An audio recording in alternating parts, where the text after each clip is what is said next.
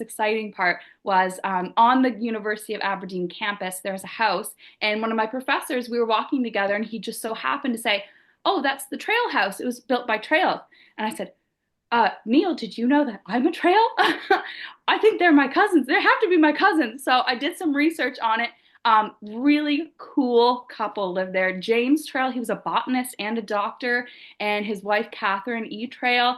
She wrote 2 books about Aberdeen, which are hilarious. She was the coolest lady and did a bunch of research, and we're like 10th cousins. Embark on a journey of discovery into the heart of North American family stories.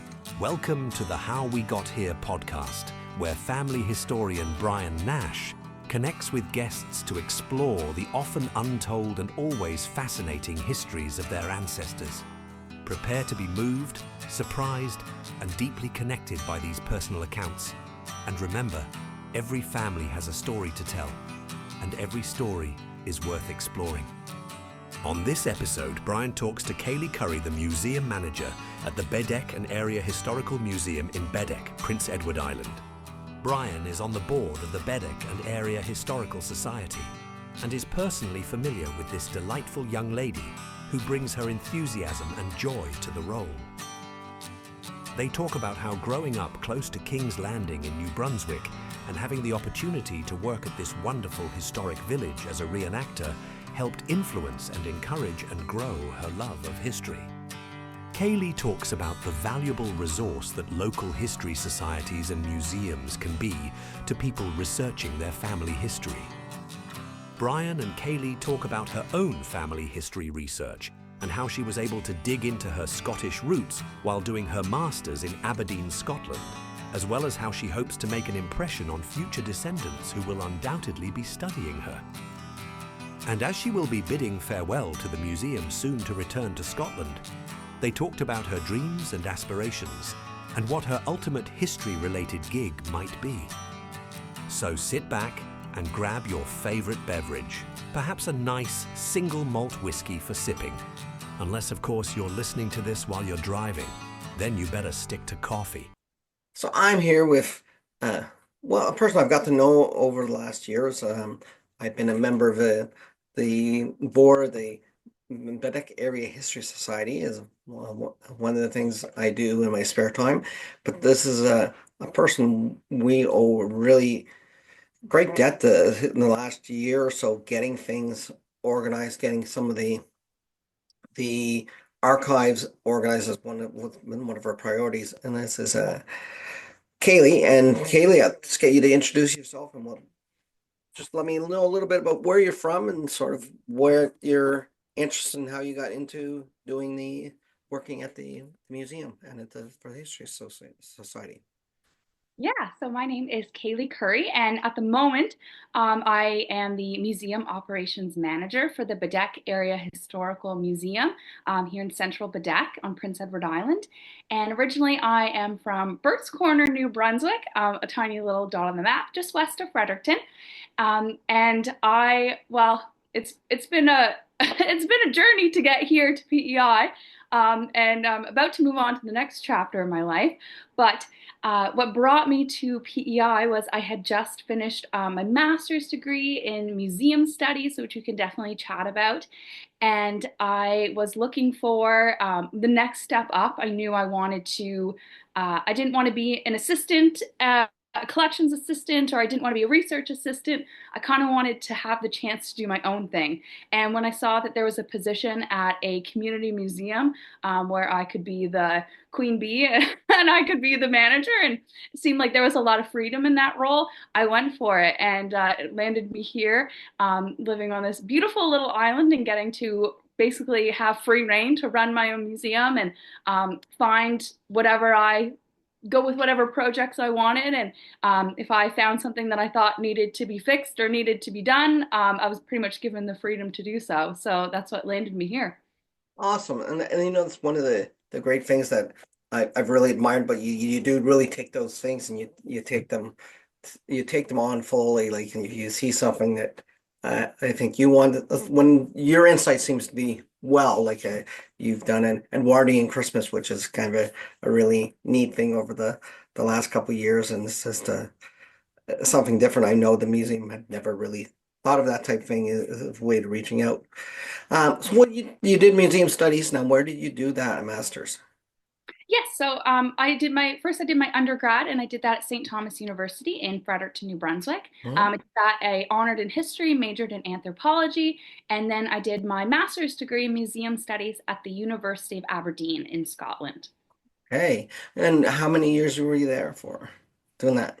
Yeah, so that program is just one full calendar year. So I think most postgrads in the United States and Canada, you do 2 academic years, but it's more common in the UK to just do one full calendar year. So I did September to September. Okay. And so when you were there, uh, obviously you got the Scotland bug because that's you're heading back there.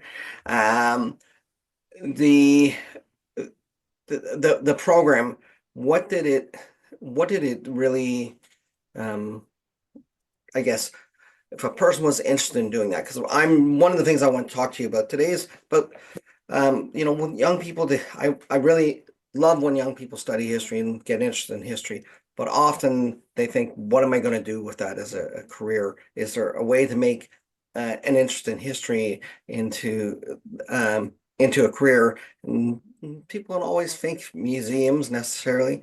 It's not necessarily the first thing they either look at some type of teaching or at school, high school, or post-secondary, like going on to a master's of history or and a PhD working at university, where they would be basically teaching or but the working in archives and museums isn't always the first thought of a person that studied that. So what attracted you to well, first of all, doing the museum studies, but specifically in Aberdeen? Yeah, so I totally know exactly what you mean, Brian. If I had a penny for every time that someone said, "Oh, so you're studying history? So what are you going to do with that? Are you going to be a teacher? Are you going to be a high school teacher?" I wouldn't have to work a day in my life if I had a penny for every time someone said that to me. And yeah, and I don't know if I even necessarily knew that that was what I was going to do when I first set out, my first or second year of university. I didn't know if maybe that was what I wanted to do.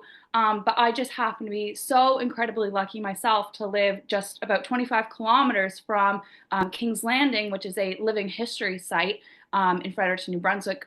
Those who are familiar with living history probably know the very famous one in the US, which has completely escaped my mind, even though I talk about it all the time. Plymouth? Historic, Colonial Williamsburg. There it is. Oh, okay. That's sort of the most famous one, I Yeah. think, maybe ever. But yes, right around those same lines. I just happen to be so lucky to live only 25 kilometers away from there, and I worked there for 8 seasons. And I just remember, spending this even as a young teen, being there and thinking, oh, well, if I had the chance to, be in this person's position, I think I would like to do this. Or if I had the chance to, be the programmer or the manager of the village or what have you, I would have loved to do that. Or, oh, I would have loved to plan that event. That was so much fun. And so that's sort of what led me there was I loved getting to talk to people. I loved history. And in this chance, I got to share it with people. Maybe the grumpy teenager that comes with the rest of the family that doesn't want to be there. I get to tell them something or show them something cool and totally change their day around. And that's what really drew me into museum studies.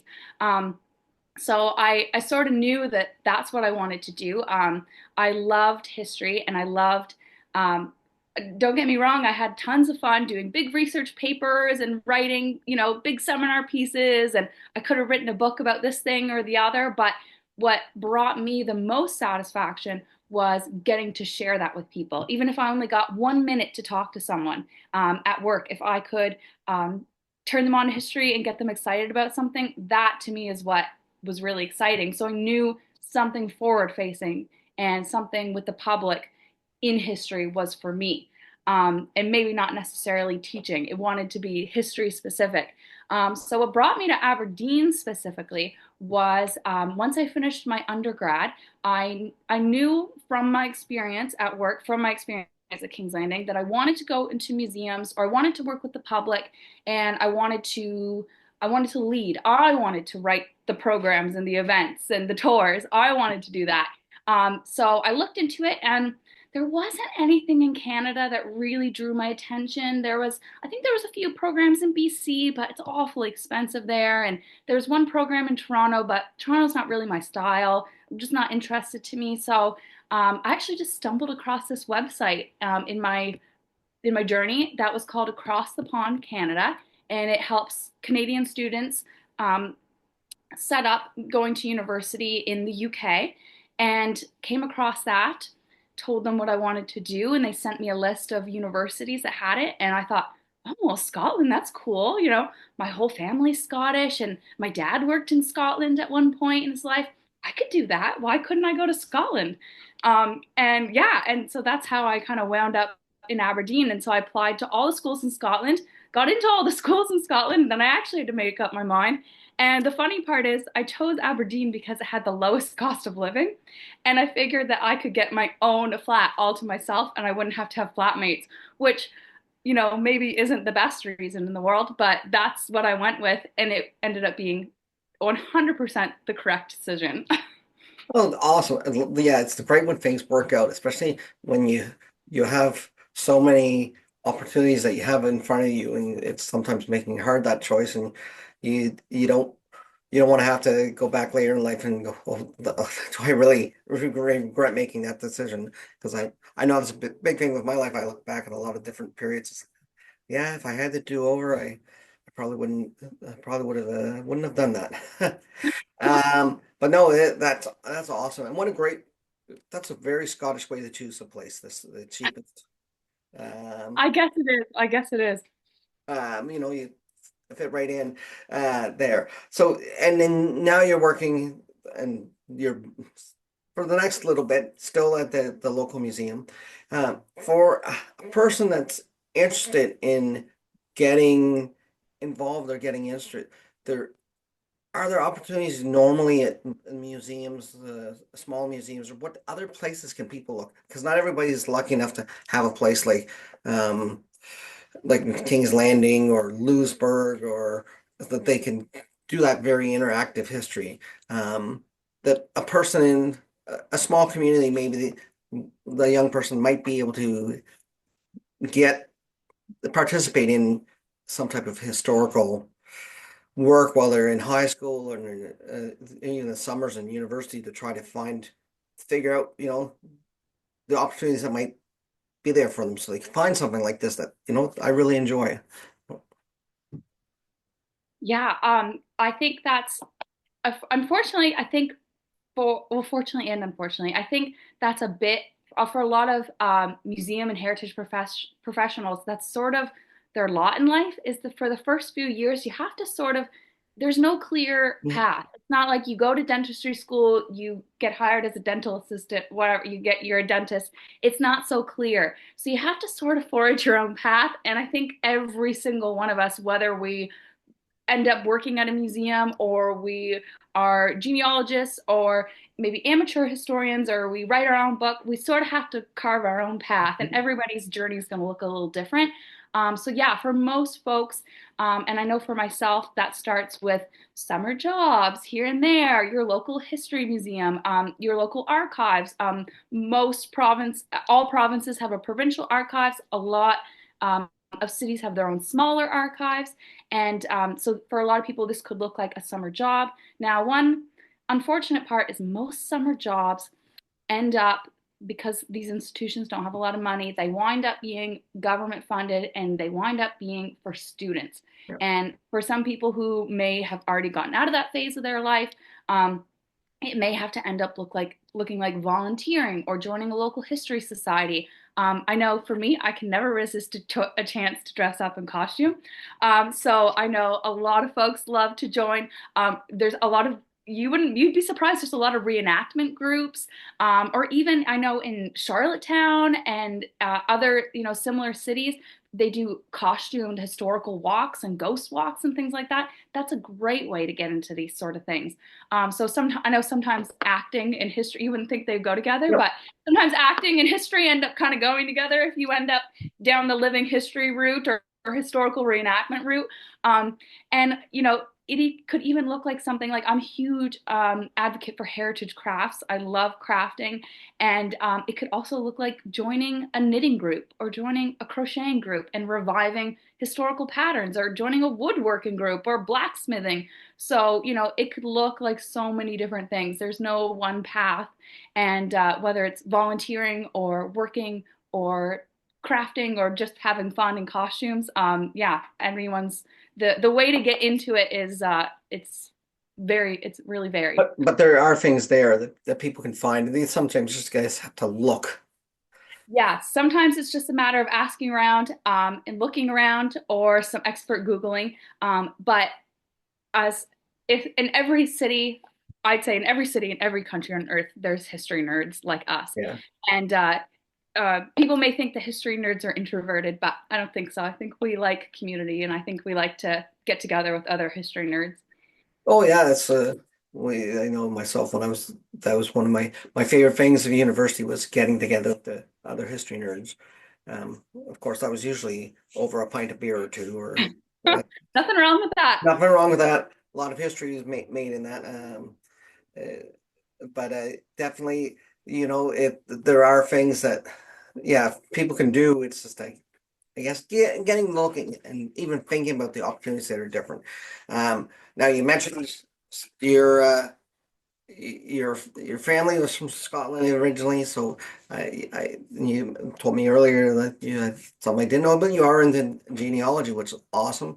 Um, Now, when you were over in Scotland, did you have any opportunities to mix your genealogy and in your case, you were living there, but as a tourist, genealogy tourism, so to speak, like to go and see those sites or find those places that your ancestors might have walked.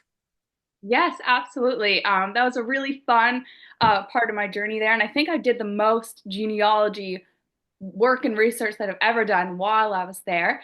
Now, the fun part was I went into it knowing that my dad's side was Scottish Curry, mostly from the lowlands, like Glasgow area. But I didn't know that much about my mom's side. So it wasn't until I got there that I did some research. So on her side, the family are Trails, and they're mainly from the Aberdeenshire area and the Orkney Islands. And I didn't realize that until I just happened to be sitting down doing some more genealogy work. And I believe it was my great grandfather's, it was a birth certificate for one of his children. Now, New Brunswick is fabulous because they have all their vital statistics digitized Yep. and you can see them all online. It's beautiful. You don't have to go into the archives, you don't have to email anyone. And it's for under birthplace of the father, he wrote Aberdeen, Scotland. I said, but I'm there right now. So, oh my gosh, perfect. So I did a bunch of research, ended up finding all this information about his family. And then my mom and dad came to visit me while I was there, and we took a trip up to the Orkney Islands.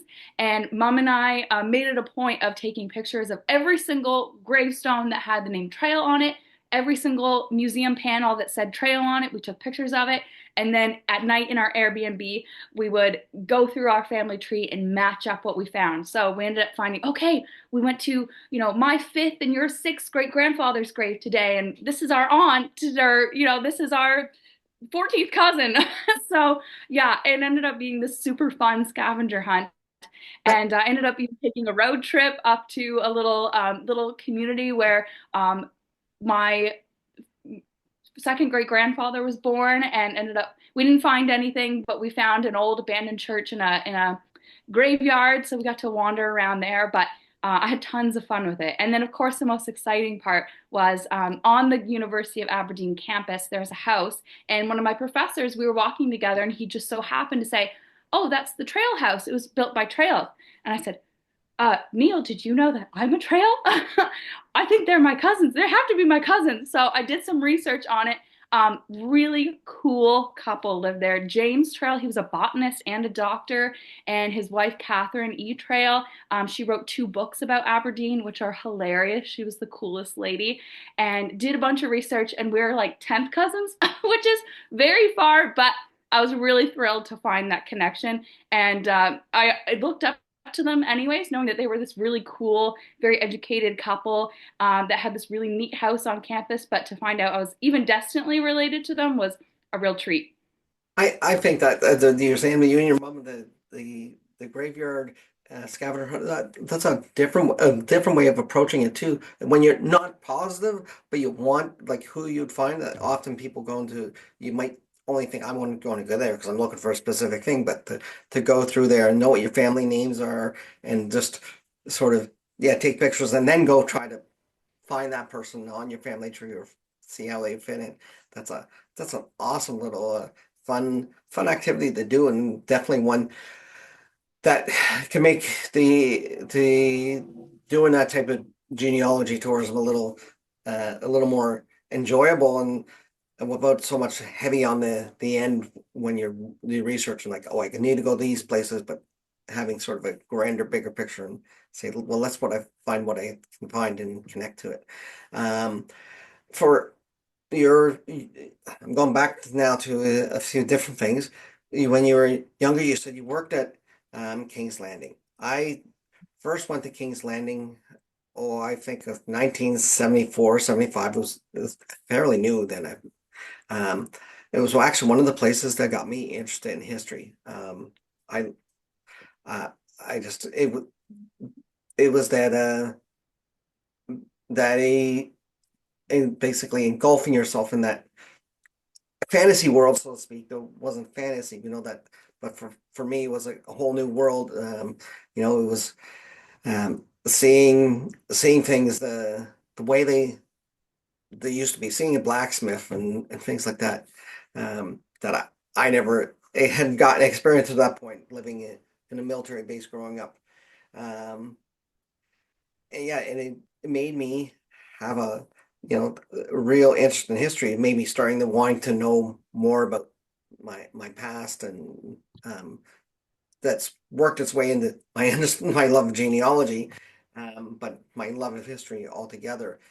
And I've always enjoyed when I've had opportunities to go to places like there. Lewisburg, my family's from Cape Breton. I spent many a summer there, and you're right. There's that mix of your acting and your understanding history. You probably get combinations of people that are more one side than the other. But what important lessons did you learn about the people that lived during that time that you were reenacting? What things did you enjoy that um or things that we you got to understand or maybe experience that kids today wouldn't get to, like growing up, you this wouldn't be a normal thing, whether um it could be a game or just a well, anything you can think of, like what things would got you to think, these kids, they had it pretty good, or boy, there was some hard times, and I'm really glad. That's the other thing history makes us do, is appreciate where we live now. Um, so, Yeah. and tell us a little bit to people that don't know what exactly is the period of King's Landing. People aren't familiar as well. So, Yeah. So, for anyone not familiar, King's Landing is a historical settlement. So, very close to King's Landing, they built a hydroelectric dam in the 1960s, which flooded the St. John River area, creating the Mactaquac Head Pond. And every single one of those buildings was moved to that location. So I always kind of say for shorthand, real buildings, real characters, fake village. So, so none of those houses were there originally. They were all moved there. Even the setup of the village, kind of this like town square-ish thing, is artificial. You would never have that in that time period in that area. But yes, all the houses are completely real, and the characters that the people play, so they're all dressed in historical costume. They're all totally real people, and the time periods vary. So I think the earliest time period we have in the village is 1820, And then the latest that's actually interpreted is 1890. There is one building that's 1910, I think the Presbyterian church is, but that's not interpreted. There's no people in costume in that building. So yeah, so it varies. So as you move throughout the village, you're going to see from house to house how technology changes and fashion changes and all these different things. So yeah, so my job there was to be in historical costume. I played a number of different characters through my days. I played everything from a kid to a grieving widow, which was a wild summer, to a housewife. So I did a little bit of everything as I aged and as I got shuffled around the village. But yeah, so it was an incredible experience. And gosh, the things that you learned, I could probably talk about it forever. It could be its own series or it could be its own book.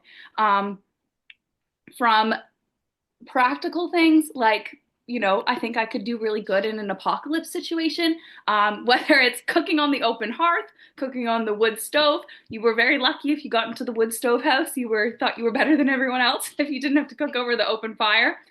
Things like spinning wool and knitting. Like my love, I started to say one of the loves of my life is crafting, and I mean, who else gets the opportunity to get paid to sit down and learn how to knit and crochet and do tatting lace and spinning wool and all and weaving and all these different things. So all those kind of practical things I got to not only observe but learn and master, and the cooking and how to feed a group of 10 kids coming to summer camp who are gluten-free and dairy-free and kosher, and you have to figure out how to cook that but also make it 19th century appropriate. So funny things like that, how to host a really good tea party, all sorts of silly things. But also, the thing that I think I missed the most about that place, and the thing that I loved the most, was the real sense of community. Although we're fake family, and someone's your fake husband, and your fake brother, and your fake children, you sort of bond with these people, and some of my favorite people I've ever met in my life are people I worked with at King's Landing. But you get a real sense of pride and ownership about your house, and you can pop over to your neighbor's house to pull a prank, which we weren't meant to do, but we still did it, or genuinely borrow a cup of sugar, or what have you. And that sense of community of being able to just go house to house and share food and have a meal and share crafts and share lessons and share dye plants. And I'd bring my little cousin to come volunteer with me, and one of the neighbors would take him to go fishing at the river. And so although it was fake, it was very, very real, in that sense that we had this bond as a village and as a community, and we commiserated a lot together, and we also shared a lot of joy together. So yeah, it was really amazing. Whether it goes to practical lessons like how to cook a mean pot of mac and cheese and tell visitors that no, mac and cheese is not modern. It was actually a favorite of many of first presidents of the United States wrote it down as some of their favorite dishes, down to how to be like a real village and be a real community. I learned so many things. I could go on forever and ever about it. I think that's an important lesson you mentioned about community, because um, so well, I think it's lost on modern day, as we're we grow into bigger urban areas, or we are pulled in so many ways, we lose communities. Even as we depend on um, other things that we used to get from our community. I used to say Canada used to have the biggest social safety net was the churches. You go to in Atlantic Canada, the little communities, there's always churches. If somebody was ill, somebody was like the church would look, the people came together in the community. The church might have been the community hall type thing, that there was that real ownership for your neighbor. I mean, chances are they were your cousin as well in a lot of places, but there was that coming together that I think we've lost in modern times, and that we need to learn when we learn histories. We've done this, we've depended on getting back to that, because it's a lot easier sometimes to depend on that smaller community um, than it is to be out on your own. You know, um, it's a yeah, definitely a big difference. Um, so with the sense of community, when you went to Scotland, you must have been a little bit lost at first. You alone. Um, like you said, sometimes his people that are history nerds can be a little introverted sometimes, and they appreciate that alone time, so they can read and do whatever. Um, but you talked about you doing some genealogy and finding some. Now, what do you do to get yourself, um, I guess, involved in the community? And did you seek out things that would be specifically knowing that your ancestors were Scottish? That like, hey, I want to do this Scottish thing. You know, you know, I'm not. You probably didn't. You probably didn't go toss any cabers, but that type thing. Is there anything you looked at? And said, I'm in Scotland. Well, I want to make sure I I eat haggis. I go to a Burns night or Yeah, absolutely. I think I did more in that year than I've ever done in my life. Which is funny because usually I have a really, although I can be very extroverted, my social I need a long time to recover my social battery. But I was all over the place in Scotland. So first of all, I think it's easy. You make a community with your class. Obviously, I had the most wonderful, wonderful, wonderful group of classmates, and we got along so well. We automatically had that friendship and that sense of the community. I think my number one, I have to do this Scottish thing was castles. I did as many castles as I could. I joined the National Trust for Scotland, which I would recommend to anybody, and did as many castles as I could. But I think when I went up all the winding stairs to the tippy top of the tower, I thought, I think my people are ground people, not castle people. So I feel a little wobbly up here. Um, but it was very interesting. Actually, I found like one of the ways that I experienced a lot of Scottish culture was actually through working. And I ended up, looking for whatever job I could get to pay my way through school, and ended up a catering assistant at the university, which you wouldn't think would be terribly exciting. But we had a beautiful, beautiful hall at the university called Elphinston Hall. And there is where we held Kaylee dances and we held all these special events. So and we had proper chefs that cooked there. So I got to try lots of Scottish dishes like haggis and stovies and whiskey sauce and cone skink and all these different things that the professional chefs cooked. We got to eat them behind the scenes. We got to watch all the Kaylee dances and listen to the music. And so I didn't think that was going to be a huge exposure to Scottish culture, would be working as the catering assistant, but it was, and I had tons of fun. It ended up being a really, really cool gig. yeah. I mean, I know people here in Canada that's well, I'm thinking specifically Scottish, but if they're Irish or German or what they do, often try to do things, but it must be very different to do it uh, in actually in in the place. Now you've gone to Kaylee's here and PIs. What's are they close to what they would do in Scotland, or you just see that, well, there's a little bit of a Canadian more, it's can very Canadianized version. Yeah, I think there's a bit of crossover, and I can't I can only talk to the Kayleys that I Yeah. witnessed worked at the university, but there I think home here at home it's more leans on the kitchen party side, more leans on it's a little more homey, it's a little smaller, it's a little more informal. There's a little more, standing up on the table, going at it with the fiddle, whatever. Versus Scotland, it's a little more formal. It's a little more organized. It tends to be a fancy event. You tend to dress up. There tends to be some coordinated dances, and everyone knows the moves, or at least everyone tries. So I think the Scottish one kind of falls more on the slightly more formal side, and then Canadian goes into a little more the kitchen party side. But of course, there's always crossover. Yeah. So, a Canadian Kaylee could always get a little more serious, and a Scottish Kaylee can always get a little more wild. So do you think though there is that connection on some of these things that we try to do, like a Kaylee or a Burns dinner or something like that. Are we? Do you think a Scottish person, if they were to come and experience it, they would see it as the same and as being a would they recognize it if they weren't told, if they were just brought to a Kaylee here on the island, and you didn't tell them it was Kaylee, they would still recognize it, do you think, as a Kaylee? Oh, absolutely. I definitely think so. I think the sort of the core of it is all the same. I think they would get along just fine. And I know, when I'd be working there, I would be watching everything go down and I would feel like I was at home. And I think a lot of Scots didn't realize that. They didn't, they'd ask me, oh, so what do you think about this, that, and the other thing? And I'd say, do you know where I'm from? I'm from the Maritimes.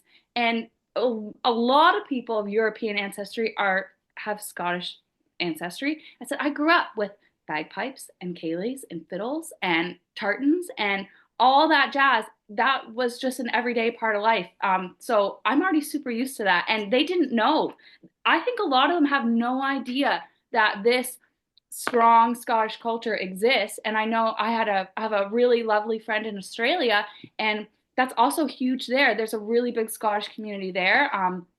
She even has attended Gaelic classes, things like that. So I think they don't realize that the kind of the Scottish spirit still really goes strong in these diaspora communities.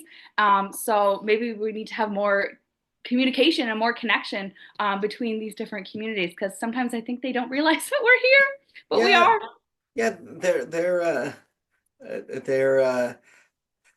the brothers and sisters that they sent over, yeah, I think did a good job of trying to keep it. In fact, in Nova Scotia, they know that they actually teach Gaelic in high school and in elementary school now, Yeah, I know. which How is special. I've talked to Scottish friends and they're just amazed at that. They've actually produced Gaelic films in Nova Scotia. Yeah, I know. It's amazing. It's so special. Yeah, it's um now what did you bring of the Maritimes to Scotland? Did you think did you bring any of the again, because the Maritimes can be very more diverse in the sense, and by diverse I mean, if I look at myself, my family's diverse. I'm not completely Scottish. I'm also half Irish, so it's big diversity there. But there's that, there's things that influence. Like I know that one of the things you know, the I find really um, interesting is like you go to an Acadian kitchen party, it's not much different than a Kaylee. Mhm. It's a very, the words are different, but it's the same sort of atmosphere.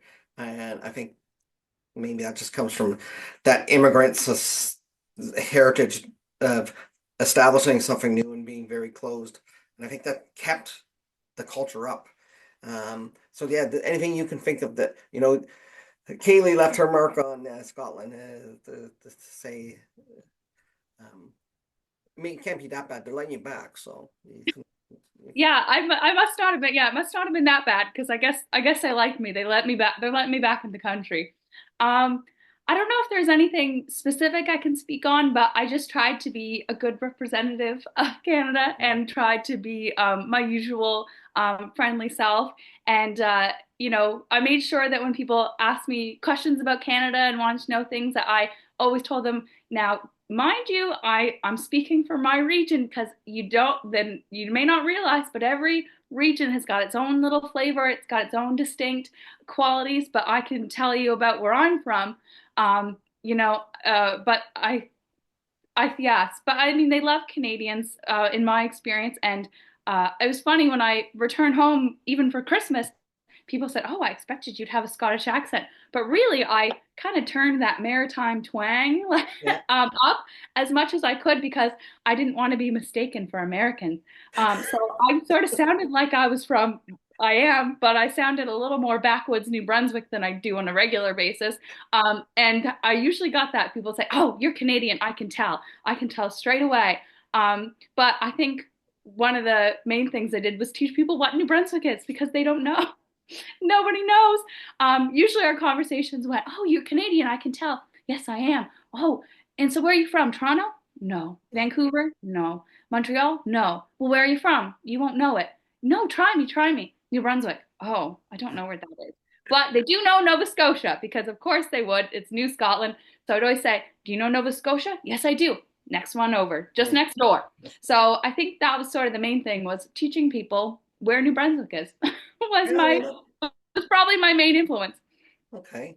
That's good. It's good to leave that the people as much as you learn about Scotland, they get a chance to learn about the Maritimes. So you're going back. So tell me all what that's about it is and what opportunities do you see going back? You're going back and you're hoping to get working with was it the National Trust that you were looking at, or where was it? The National Trust, I would love to work for the National Trust. That would be my number one Okay. ambition. But also, beggars can't be choosers. No. So I'm open to any sort of employment. Okay, so you haven't gotten something there, but you're going to be looking in the field of doing what you're doing here, like in. Yes, yes. So I've got a number of applications out at the moment. Fingers crossed that something comes through.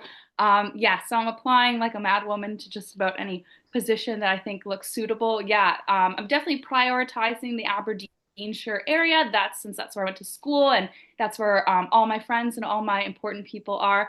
I'd love to work there, but I'm open to the possibilities of finding a spot anywhere else. But yeah, I'd love to just continue on with what I'm doing, continue my career, and be a leader in the museum sector, whether that's as a supervisor or a manager or a curator, whatever that's going to look like.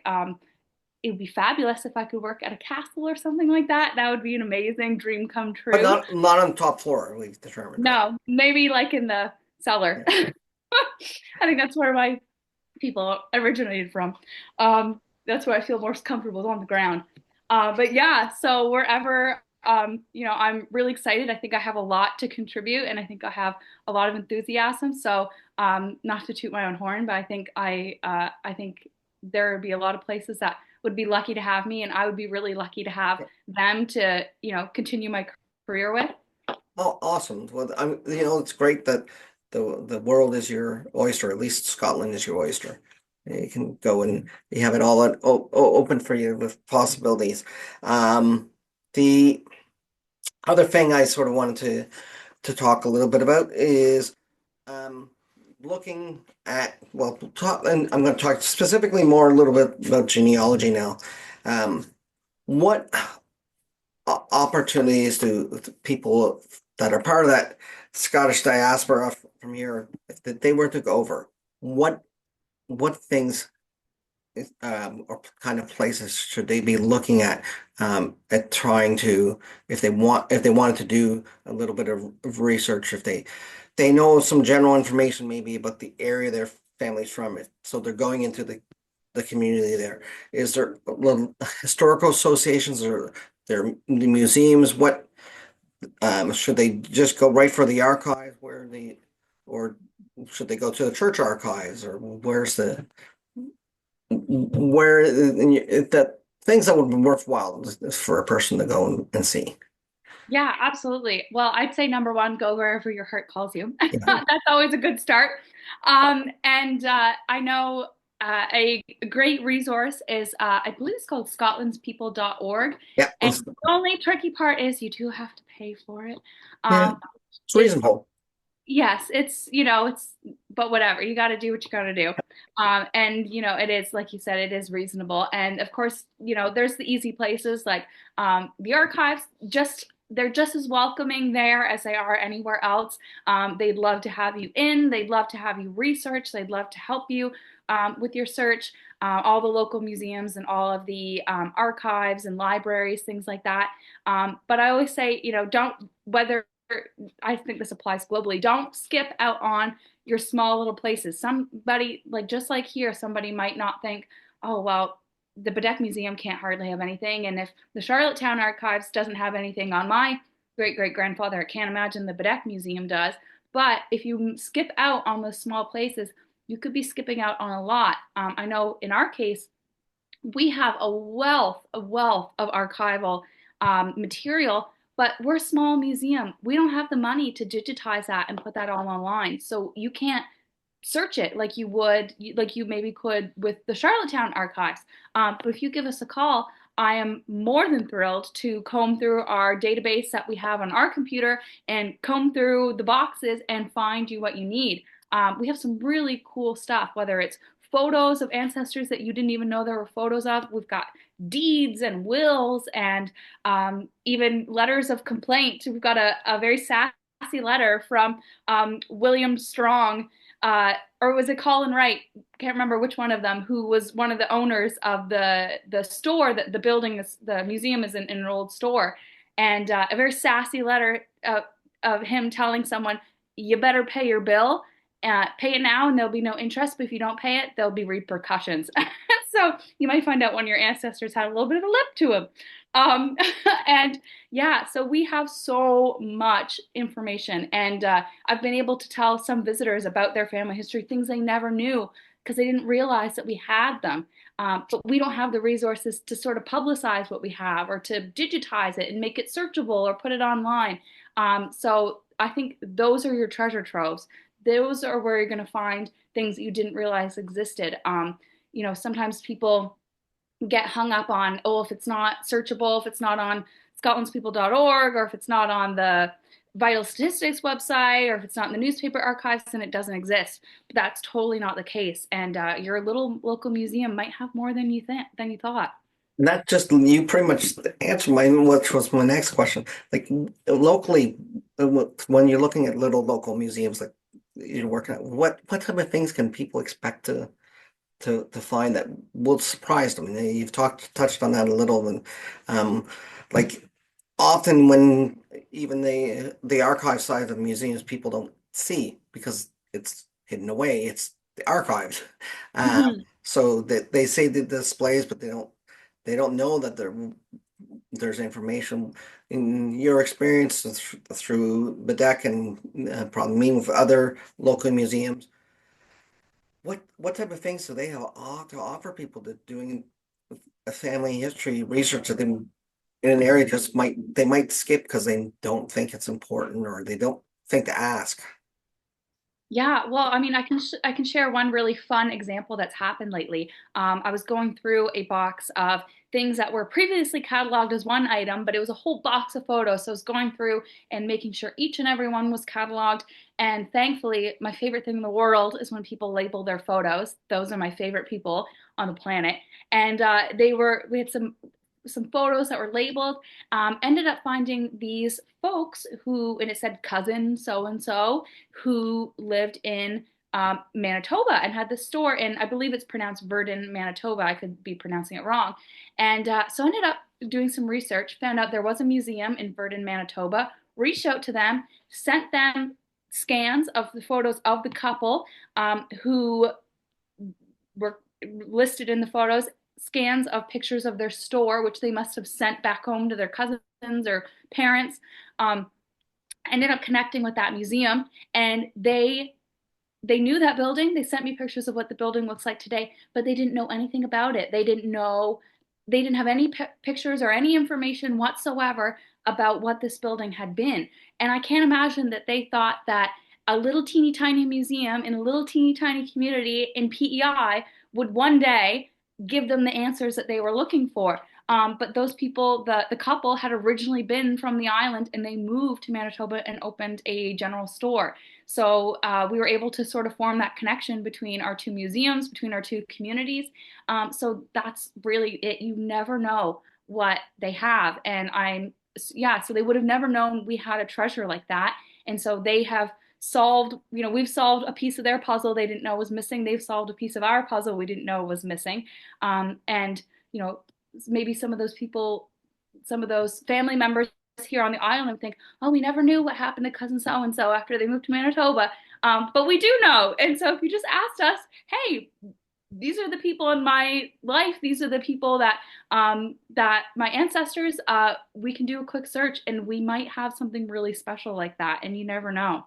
Awesome. That is a good story. That's a great way of, like you said, communities reaching together and those connections that were made a century or so ago reinvigorating them, I guess. The Exactly.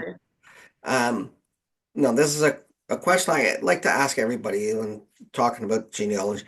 What are you doing in your life to make it so you have descendants in 120, 200 years ago, and they're they're searching and finding it out about you? What clues do you want to leave them? Things that um to preserve sort of your story, because if you to me, genealogy is the study of family stories. It's really the different stories that are passed down, and what are you doing to make sure your story gets preserved? What do you think, like knowing that, well, from your perspective now of what things, like those little things that can be kind of trivial in life, but making sure those things are preserved because that's part of your story. Well, do you know what? That's a good question. And the more I think about it, the more I feel like a big hypocrite because I say that my favorite people on earth are the people who label their photos, who write diaries, things like that. And I don't do any of those Yeah. things. So I think I'm a really bad ancestor for some people down the line because I don't do those things. So maybe I have some lessons to learn from all the people that I've grown about at the museum. And I think, oh, you couldn't have labeled that. You couldn't tell me this. Maybe I should start practicing what what I preach. But at least in the moment, I just try. I've got a whole horde of nieces and nephews of little people that I love, and I try to share as much of my history with them as possible, even if they don't want to hear it. And I try to, I tell them all about how Auntie lived in Scotland and Auntie's going to live there again, and that's where our family's from. And you could come see Auntie someday. You could come to university here. You could come live here with me if you wanted. So I think I just try to inspire a sense of adventure and possibility in them and let them know that no matter how many times somebody tells you your career will never pan out, you'll have to be a history teacher. Not that there's No, nothing wrong nothing with against being a them. history teacher, but just sort of letting them know that they can chase their dreams and they can follow Auntie all the way to Scotland, or they can go off on their own adventure. But yeah, I should probably start being a better ancestor, and I should probably start writing things down. I know you'll find when you get a little bit older, a lot of that starts to become a little more important to you. But just doing things and we have so many opportunities now with technology to do that. But um, you know, in a way, it's kind of we all have these, and how many pictures do we have on these that aren't uh aren't recorded? But when our ancestors, 100 years ago, if they took a picture, that was an important thing. So it, Mm, you see, like, oh, everybody seemed to be well dressed. 150, no, they dressed up because it was the pictures. It was a rare thing. They didn't. yeah. Sometimes it wasn't even their own clothes. They were the Yeah, clothes of the studio. yeah. It's not like they were out with their buddies and everybody had a camera. Can you imagine everybody having one of those, take the big flash things and taking pictures out, selfies? Uh, Oh dear. but you know, in a way, they probably some of those events that were more significant um, did get recorded. It was easier to put because you knew it was something special. And you look at your phone, oh, I have so many pictures of this person. Like, I don't need to label that. I know that's my house. I know it's. Exactly. Yeah, exactly. And then 100 years from now, someone says, "Ah, why didn't they label this? They think I'm just going to know who this random person is." Why is there so many pictures of this cat? Yeah, exactly. Type Oh, of thing. that's me right now. But yeah, like I said, I'm not. I need to start practicing what I preach.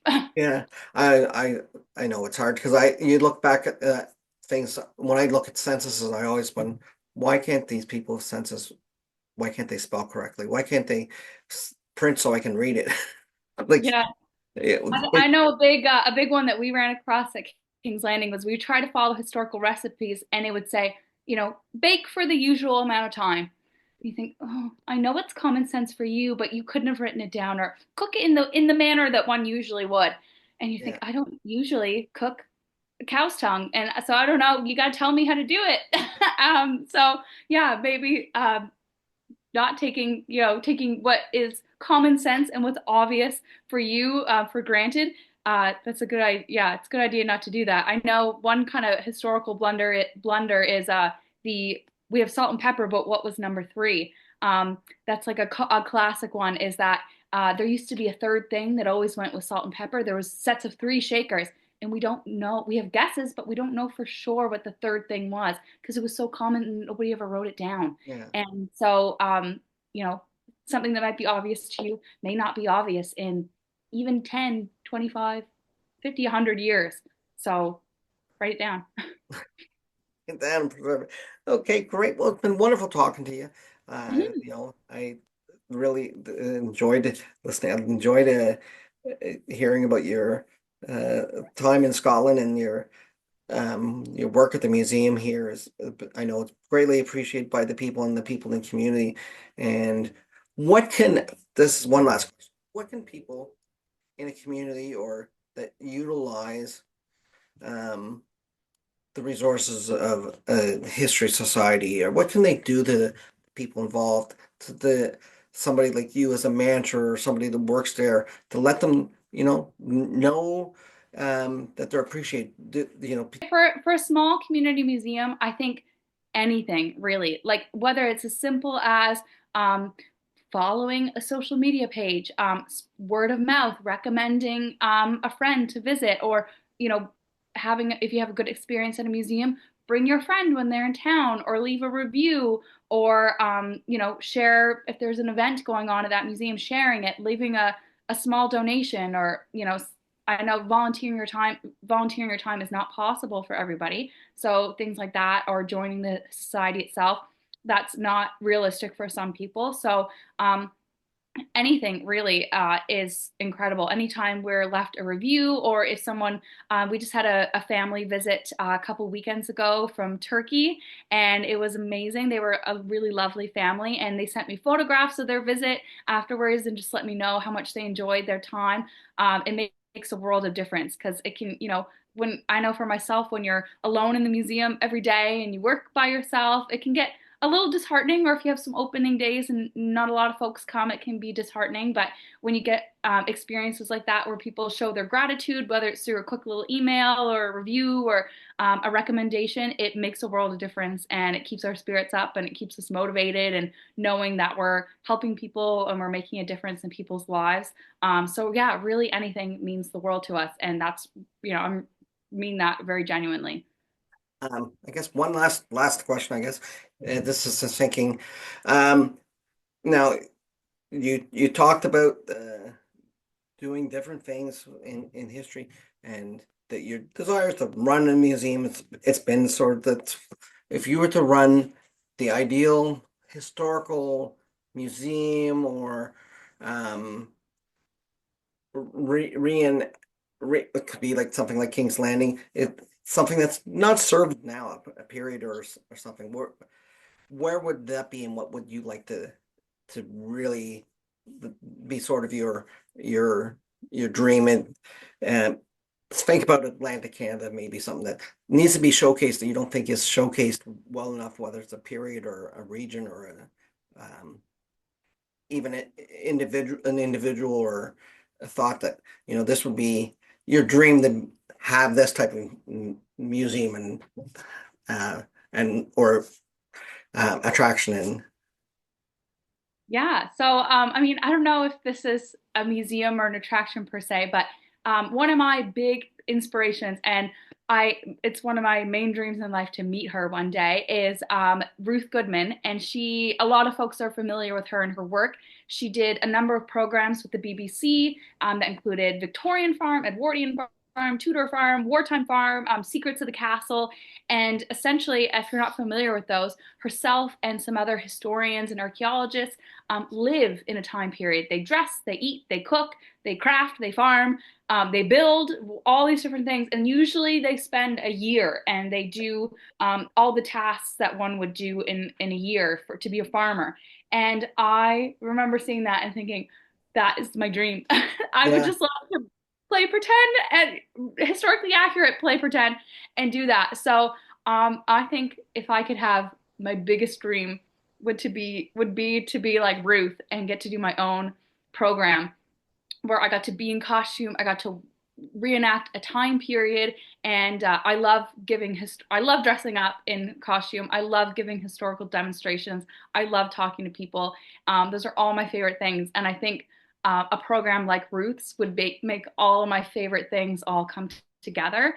And it would be amazing to do something like that in Canada. I think you could do anything with it. You could do, I think an Acadian would be amazing. I don't have any Acadian ancestry, so I probably wouldn't be the right person to do that. But whether you want to do like a loyalist reenactment, or gosh, anything, I think it would be really incredible. There's so many different time periods in Atlantic Canadian history, and people don't know about. I know we get lots of Americans to the museum who have no idea that and I tell them, the majority of Atlantic Canadians or Maritimers of European descent probably have some loyalists in them. And they have no idea. They don't know that a lot of Canadians have this American background. So to maybe represent that time period, represent those people or any other, that would be my number one dream. And maybe I could invite Ruth to the premiere. That would be awesome. That would be all. I think my heart would explode with happiness if all those things happen. I could die happy. Well, that'd be wonderful. I look forward to seeing that on CBC in someday, or maybe, or just as like I said, just a museum that somebody could go and do some of that stuff. Yeah, because I think those living history things are so important. But truly living, it makes you appreciate it. So absolutely. Well, thank you again. I really do appreciate you taking the time to do this interview tonight. So yeah, thank you so much for having me. I had so much fun. That brings us to the end of another episode of the How We Got Here podcast. Thank you so much for joining us. Brian loves hearing from you, so please feel free to leave a comment below. If you have a burning genealogy question or a fantastic idea for a future episode, send an email to podcast@howwegothere.ca. And don't forget to check out our new genealogy community at https://familycircle.howwegothere.ca.